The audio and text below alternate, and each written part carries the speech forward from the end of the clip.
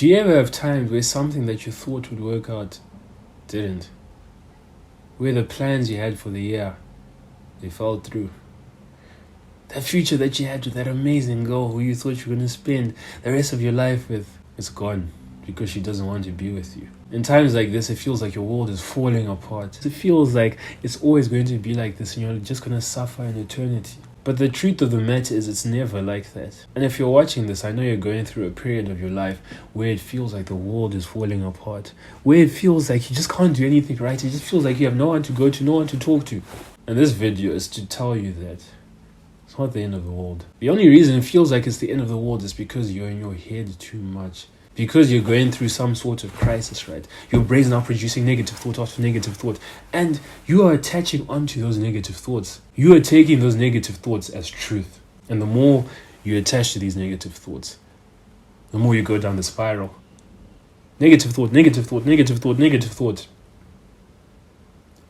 And then eventually, you're extremely nihilistic. You start asking yourself, what's the point of even living? If I'm always going to be in pain, if it's always going to be hard, if I'm always going to be heartbroken, what's the point of going on? What's the point of even playing this game of life? And I know you're going through that right now. I've gone through my fair share of these moments.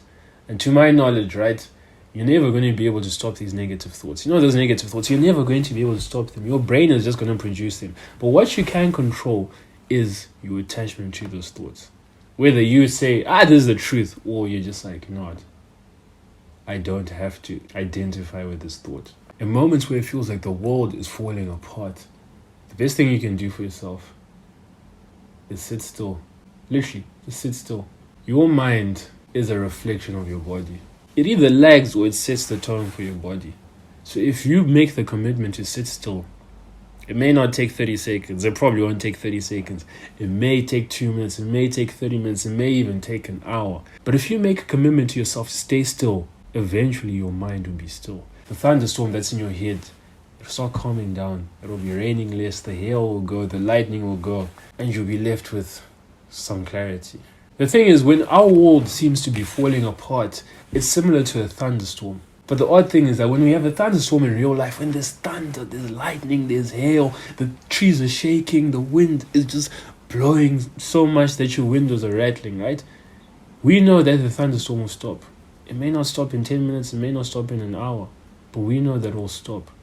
But when it comes to the storms in our brain, when it comes to the times where we feel like the world is falling apart, it's like we think that it's going to be like this eternally. We think that we're always going to be going through this tough time. During these periods, you need to remember that it shall pass. Remember that there was probably a time in your past where it felt like your world was falling apart. There was probably a girl that broke your heart and you're like, I'm never going to get through this.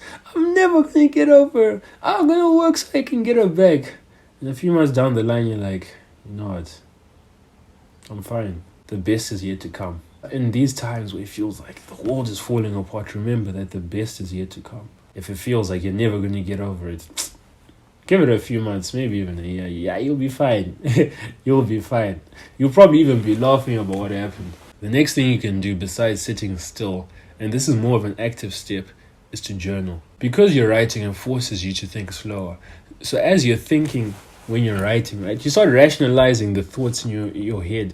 You may even realize that, you know what I'm going through, the thoughts that I'm thinking, the spiral that I've gone down, it is so irrational. You'll be thinking that, you know what, I was tripping, I was just being stupid, like simply from journaling. And journaling is probably the most important practice that I have. Because growing up, right, I never felt like I could tell my family members what was going on. I always felt that I needed to be the strongest. I always felt that I needed to be that rock in the family. I'm the youngest child. I was going through problems when I was a teenager. But I guess because I'm the only son, so I always felt like I needed to be strong. I was going through my problems. I would always be asked, is there anything wrong? It would feel like my world was falling apart, but I would always be like, nah, I have no problems. I'm all good, Dad. I don't call my dad Dad, I call him Daddy. The journal page has been an outlet for my emotions. See, all that energy that's inside you, all that built up energy, like, look, why is this happening? I'm so sad. She dipped. The journal page is an outlet for all those emotions. Like, that's energy inside your body. Emotions are simply energy, right? So as you write, that energy that's inside your body, inside your chest, you know that gut-wrenching feeling, like especially when you're dealing with girls. When a girl disappoints you, there's this distinct feeling. It's like this pain in your gut. Your appetite goes and your stomach just feels warm and you start getting heartburn. That's energy. As you write in your journal, that energy is transferred through your arm and onto the paper. And the reason it's transferred onto the paper is because words are energy. Like words, they're just letters, but the makeup of the letters is energy.